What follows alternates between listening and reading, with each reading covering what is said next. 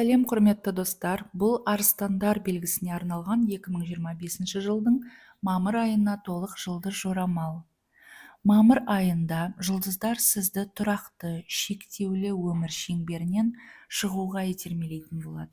Әдеттегі іс-шаралар, таныс адамдар, үйреншікті жағдайлар сізге енді тым қарапайым, тіпті тар көрінуі мүмкін. Ішкі еркіндікке, кеңдікке, жаңа кеңістіктерге деген ұмтылыс артады. Сіздің өміріңізге осы айда мынандай нәрселер тән болады. Басқа қалаларға, елдерге саяхат жасауға деген құштарлық, жаңа идеялар мен шығармашылық шабытты іздеу, жеке өмір мен кәсіби саланы жаңарту және жоспарлар құрып, жаңа бағытқа бет бұру. Жалпы бұл айдың басты ұраны мамыр айының арыстандар үшін жаңа мүмкіндіктер мен перспективалар үшін орныңнан қозғал деп айтуға болады. Марс планетасы арыстан белгісінде шабыттың шексіз көзі деп айтуға болады.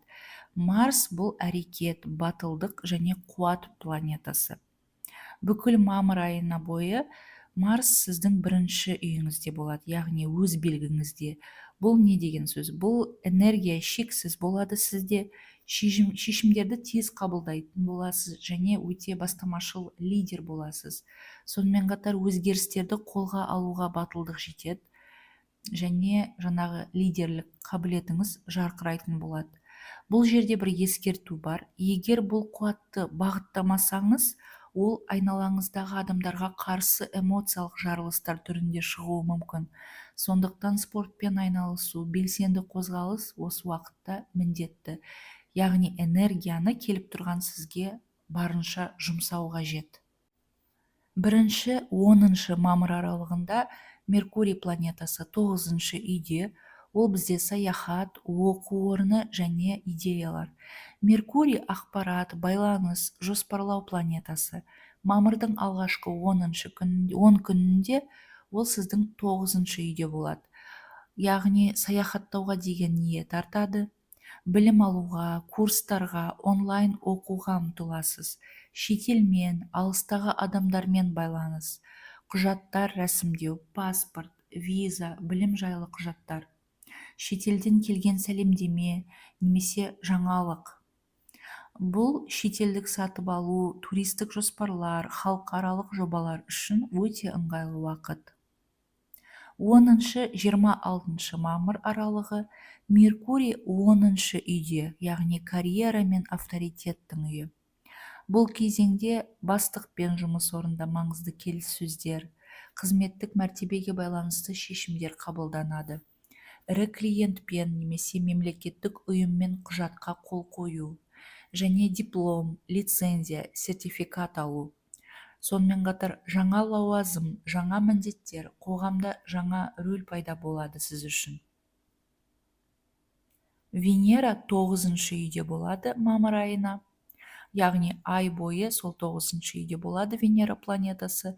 Сіз үшін арыстандар ол жақсы хабар мен шетелден табыс. Венера рахат, сұлулық, қарым-қатынас және ақша планетасы. Бұл планета мамыр бойына 9 үйде шетелден төлемдер немесе материалдық сый, премия сияқты немесе бонус сияқты.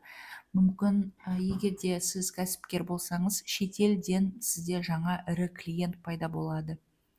Сондай-ақ онлайн, дистанциялық қызметпен табыс, алыс жерден, саяхаттан жақсы таныстық, не романтикалық кездесулер. Сонымен қатар құқықтық, бюрократиялық мәселелер сәтті шешіледі осы кезеңде. Бұл уақыт сіз үшін алыстан келетін жақсы жаңалықтар және мүмкіндіктер кезеңі. 12 мамыр толық ай болады. Скорпион, жаңағы саршаян белгісінде 4 үйде. Толық ай бізде әрқашан аяқталу, нәтиже, эмоциялық шарықтау шегі. Бұл кезеңде 12 мамырда негізгі тақырыптар сіз үшін үй, жылжымайтын мүлік, отбасылық қатынастар және жөндеу, көшу, үй сатып алу, үй сату аяқталуы және ата-анамен, туысқандармен шешуші қандай да бір әңгіме болуы мүмкін, егерде үй іші мәселелері болса. бұл кезде міндетті түрде эмоцияны бақылау керек, және үйде бастық болу талпынысын дау туғызуы мүмкін. Сондықтан өзіңізді өзіңіз сабырлық беріп ұстау керек болады. 15 мамырда Юпитер мен аспанда Юпитер планетасы мен түйіндер 2023 жылғы шешімдерге есеп беру. Яғни осыдан 2 жыл бұрын басталған мәселелерге қатысты қазір сол шаруалардың соңы болуы мүмкін, немесе сол кезде бастаған жұмыс, бастаған бір жаңа жоба, немесе бастаған қарым-қатынас қазір өз нәтижесін, өз шешіміне келуі мүмкін, немесе жаңа деңгейге өтуі мүмкін. Сондықтан осыдан 2 жыл бұрын 2023 жылдың осы көктемінде қандай өміріңізде өзгерістер болды, соны еске алуға болады, бақылауға болады. Яғни бұл күннің өзі 15 мамыр бақылау нүктесі деп айтуға болады. Сол 2023 жылы басталған жобалар мен шешімдеріңіздің нәтижесін бағалайтын боласыз, жаңа жоспарларға түзетулер енгізесіз, және қаржылық мінез құлқыңыз бен жоспарлау қабілетіңізді қарастыратын боласыз. 17-25 мамыр аралығы күн, уран және меркурий планеталарының әлеуметтік статусты жаңарту кезеңі болады. Бұл сіздің карьералық және әлеуметтік жағдайыңызға жаңару толқыны, жаңа жұмыс стиліне көшу, мысалы фриланс жұмыс табу, немесе қызмет орнын ауыстыру, жеке өмірдегі статус өзгеруі мүмкін, үйлену, ажырасу, ата-ана болу, онлайн егерде сіз блог жүргізуші болсаңыз, немесе жұмысыңыз жаңағы масс-медиамен қатысы болса, журналистикамен қатысы болса, қазір беделіңіз артады. Сонымен қатар бұл 2018 жылдан бері жалғасып келе жатқан өзгерістердің кезеңінің соңғы циклының басталуы болады. Ал алдағы уақытта жазда шілде айында бұл энергия толығымен аяқталады. Енді нақты қадам жасау керек кезең қазір. 26-27 мамырда жаңа ай және Меркурий 11 үйде. Сіз үшін бұл интернет арқылы жаңа танысулар, командалық жұмыс және ұжымдық жобалар, онлайн курстар өту, пиар жобалар және маркетинг, сонымен қатар болашаққа бағытталған шабыт пайда болады қандайда. Бұл жаңа армандардың бастамасы. Сондықтан әрбір айда жаңа ай туған кезде қорықпай, жаңағы армандар немесе өзіңіздің алға қойған мақсаттарыңызға түзетулер, ревизия жасауға болады, немесе үстіне қосып тағы да оны көбейтуге болады. Яғни жоспарлаудан қорықпау керек бұндай уақытта, себебі сізде энергия да болады оның бәрін іске асыруға, және жаңа айда адамның басы ашылғандай болады, яғни ойларыңыз ашылғандай болады, өзіңізге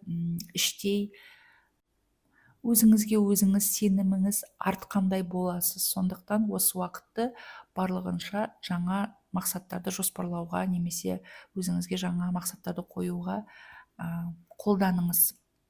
25 мамыр Сатурн планетасы 9 үйге кіреді. Бұл 3 жылдық үлкен жобалар басталатын уақыт. Сатурн планетасы ол ұстаз, құрылым, тәртіп, дисциплина планетасы. Сіз үшін 9 үйде бұл ұзақ мерзімді жоспарлау, яғни ұзаққа баратын шаруаларды, үлкен істерді бастауға болады, бірнеше 3 жыл, мысалы 5 жыл немесе 10 жыл. Сонымен қатар білім алу қиын болуы мүмкін, бірақ өте пайдалы болады. Яғни қазір қандай да бір мүмкін лицензия алу, немесе сертификат алу, сондай ойларыңыз болса, бірақ қиналып тұрсаңыз, біліңіз, қазір сізге оның 100% пайдасы тиеді. Сонымен қатар үй салу және отбасын құру, болашаққа, яғни инвестиция жасау деп айтуға болады. Бұл транзит, Сатурнның транзиті 2028 жылға дейін созылады. Яғни тұрақты берік іргетас құру уақыты келді қазір. Мамыр айы мен шілде айының аралығында Юпитер Сатурн қақтығысы болады. Яғни осы екі планета екі планетаның қақтығысы 2024 жылдан бері жалғасып келе жатқан ішкі тоқыраудың соңғы кезеңі болады. Яғни алдыңғы жылдан бері қандай да бір ішкі тоқырауларыңыз болса, солардың қазір бітетін уақыты келді. Сізде егерде қалаймын, бірақ бір нәрсені қалаймын, бірақ мүмкіндігім жоқ немесе мүмкіндігім болмады деген сезімдер болған болса, қазір оның бәрі аяқталады, ішкі тосқауылдар шешім табады. Сізге шынайы мүмкіндіктер есігі ашылады. Тек әрекет етіңіз. Мамыр айы қорытындылайтын болсақ, арыстандар белгісі үшін шекарадан асып, жаңа биіктерге ұмтылу уақыты. Сізге шабыт, серпіліс және нағыз батырлық тән болады. Жұлдыздар сізге сәтті сыйламақ, тек сену керек, жоспарлаңыз және әрине қадам жасау керек.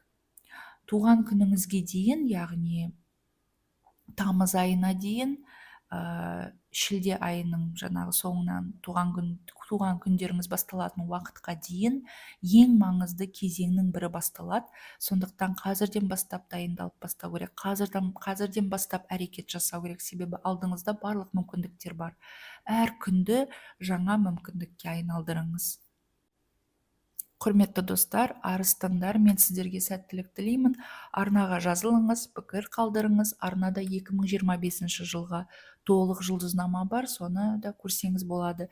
Және өз асцендент белгіңізді анықтап, сол арқылы да видеоны қарауға болады. Сау болыңыз.